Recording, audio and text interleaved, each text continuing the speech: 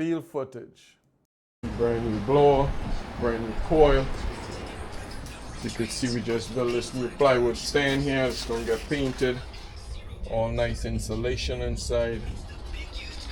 Unit is gutted. There we go. Doing a full 4-piece in with the ducts. Beam, split system, new hurricane code, slab, concrete slab, electrical tightly strapped to the wall. There you go with the drain, 12 inches off the wall, full code. That's the new ream, 4-ton split. Gotta put the AskForCool decal on there.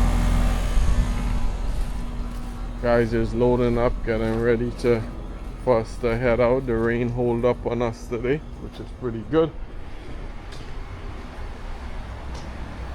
New air handler, box, new plywood stand is painted all white. New air handler installed, as you see up there. It's pretty sealed tight. Sealed tight up there. It's a new air handler.